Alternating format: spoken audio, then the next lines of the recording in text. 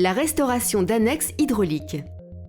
Une annexe hydraulique est un ensemble de zones humides connectées de manière permanente ou temporaire à un cours d'eau. Ces espaces constituent un habitat très favorable pour différentes espèces animales et végétales, insectes, poissons, amphibiens, oiseaux, mammifères, et sont riches en biodiversité. Les annexes jouent un rôle important dans le cycle de vie des espèces et notamment dans la reproduction des poissons. Elles constituent des zones de reproduction, de repos migratoire ou encore des aires de nourrissage. Ces zones sont souvent dégradées par des actions humaines comme les cultures et le pâturage intensif. Certaines actions d'EBMA ont pour but de restaurer ces annexes, de connecter ou reconnecter ces milieux naturels avec les cours d'eau afin de garantir, voire d'améliorer leur fonctionnement. Ces connexions vont permettre de créer de nouveaux habitats.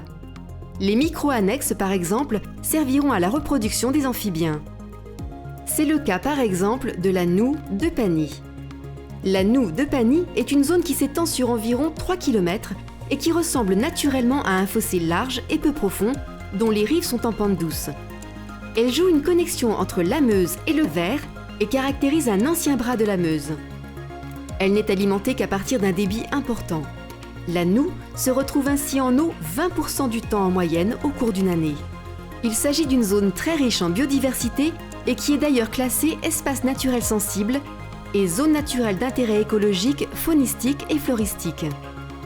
On y retrouve par exemple la mante poulio, le crapaud commun et la grenouille rieuse, la couleuvre à collier, des libellules et des criquets, des mésanges bleus, des pivers, etc.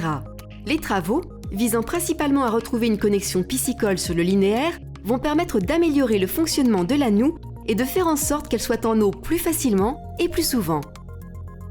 Tous ces aménagements vont permettre d'améliorer considérablement la qualité des cours d'eau et de protéger durablement la faune et la flore locale.